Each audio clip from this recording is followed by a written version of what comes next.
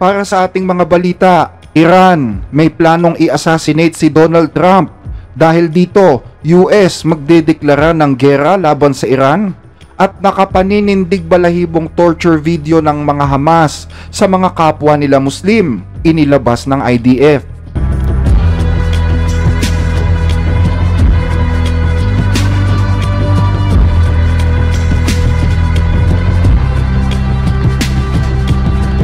Kahapon ay binuksan ng kagawaran ng hustisya ng Estados Unidos ang mga bagong kasong kriminal na nagsasaad ng isang plano ng assassination na iniutos ng Iranian Islamic Revolutionary Guard Corps or IRGC laban kay Donald Trump bago ang eleksyon.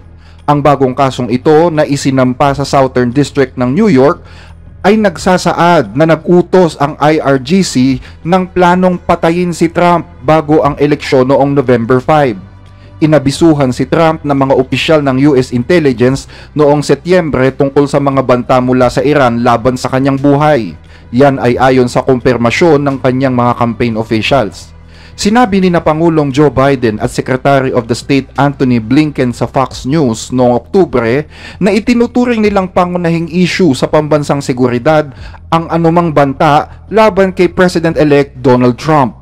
Sinabi nila na kung ang IRGC ng Iran ay magtangkang saktan si Trump, tutugon ang Estados Unidos gamit ang puwersang militar at ituturing anya na isang akto ng digmaan. Ipinapakita nito na seryoso ang pamahalaan ng Estados Unidos sa mga potensyal na banta mula sa Iran, lalo na sa mga bantang nakatuon sa mga kilalang mga personalidad sa US. Tinanong ng Fox News ang White House kung paano sila tutugon ngayon sa assassination plot ng Iran laban kay Trump, ngunit ngayon ay wala pang tugon ang White House. Ang Islamic Revolutionary Guard Corps or IRGC ay isang ahensya ng militar at counterintelligence ng Iran na kinilala bilang isang teroristang organisasyon noong unang termino pa lang ni Trump.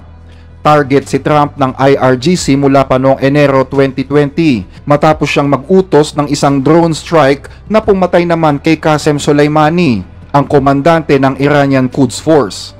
Ang balita sa nabigong pag-atake kay Trump ay inilabas matapos siyang makaligtas sa dalawang naunang assassination plot ngayong taon. Yan ay habang nangangampanya para sa ikalawang termino bilang Pangulo. Ang unang plot ay noong Hulyo sa isang rally sa Pennsylvania at ang ikalawa ay noong Setyembre habang naglalaro ng golf sa isa sa kanyang mga ari-arian sa Florida. Ang mga banta ng Iran na ngayon ay detalyadong nakasaad sa mga pampublikong dokumento ang nag-udyok sa Secret Service na lalo pang palakasin ang seguridad sa paligid ni Donald Trump. Hindi pa malinaw kung ano ang mga plano ni Trump o kung papaano niya balak palakasin ang seguridad sa kanyang mga tirahan sa mga susunod na buwan bago ang kanyang inaugurasyon. Samantala, sinabi naman ni US Attorney General Merrick Garland noong Biyernes na mayroon pang mga elemento sa mundo na nagsisilbing banta rin sa seguridad ng Amerika tulad ng ginagawa ng Iran.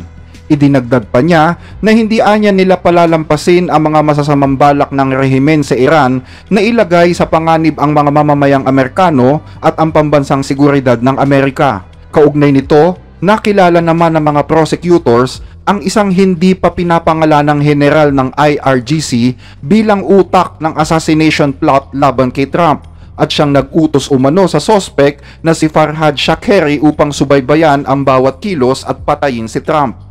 Ayon sa Department of Justice, si Shakeri na nananatiling malaya ngayon at pinaniniwala ang nakatira sa Iran ay dating lumipat sa Estados Unidos ngunit pinadeport noong 2008 matapos makulong ng 14 na taon dahil sa kasong pagnanakaw.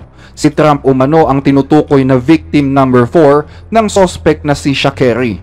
Batay sa mga dokumentong inilabas ng Department of Justice, nang makipagkita umano si Shakeri sa nasabing opisyal ng IRGC, inutusan siya nito na bumuo ng plano sa loob ng 7 araw kung papaanong papatayin si victim number 4. Kung mabibiguan niya si Shakeri na makabuo ng plano sa loob ng itinakdang panahon, pansamantala umanong ihihinto ng IRGC ang planong assassination at palalampasin muna nito ang eleksyon. Kung hindi mananalo si Trump sa eleksyon, mas madali na anya nilang maisasagawa ang pagpaslang dito.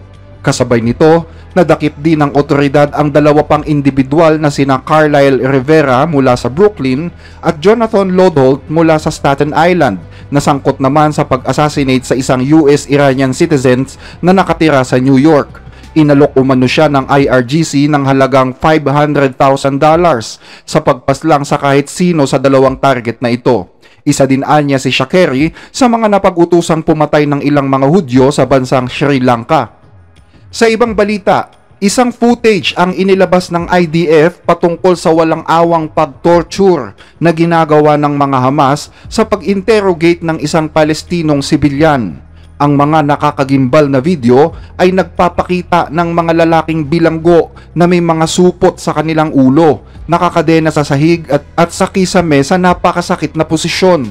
Ang ilan ay makikita na nagdurusa habang pinapalo sa talampakan ng kanilang mga paa gamit ang mga pamalo at nagdudulot anya ng matinding sakit. Sa isang video ay may lalaking nakatalukbong ng bag sa kanyang ulo na tila sumisigaw at nakikipagtalo sa kanyang tagapagbantay.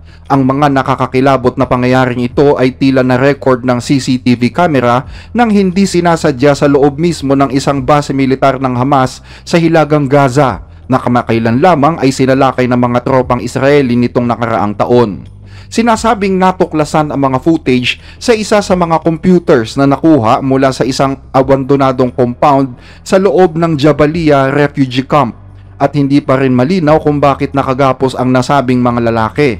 Pero may mga ulat na maraming mga inosenteng Palestinian civilian na kinikidnap at tinotorture ng mga sangganong Hamas na namumuno sa Gaza mula pa noong 2007. Sinasabing ang mga bilanggo ay kinabibilangan ng mga homosexuals at adulterers na tinotorture, kasama ng mga kalaban sa politika o mga napaghihinalaang nakikipagsabwatan sa mga Israeli. Batay sa timestamp na nasa ibaba ng footage, ang nasabing torture ay ginawa sa pagitan ng 2018 hanggang 2020. Madalas ay makikitang parang hindi apektado ang mga bantay, nag-uusap at tila kampante habang ginaganap ang pagpapahirap sa mga bihag. Sa isang eksena, isang tagapag-imbestiga ang nakaupo sa isang upuan, nakasandal at nakafold ang mga kamay sa likod ng kanyang ulo habang nasa harapan niya ang isang bilanggo na nakatali at nakasabit mula sa kisame gamit ang kanyang mga braso. Isa pang video ang nagpakita naman ng isang lalaking may pulang sako sa ulo, nakatali sa isang posisyon na mahirap para sa kanya na tanging isang paa na lamang ang nakatapak sa sahig. Makikita na isang bilanggo din ang sinasakal din ng isang lalaki. Ayon sa isang mataas na opisyal mula sa Israeli military, nakita ng IDF ang mga CCTV na ito noong Marso. Inabot umano ng ilang buwan bago ito ipinroseso. Ayon sa ulat, hindi pa sumasailalim sa mga independent investigators ang nasabing mga footage.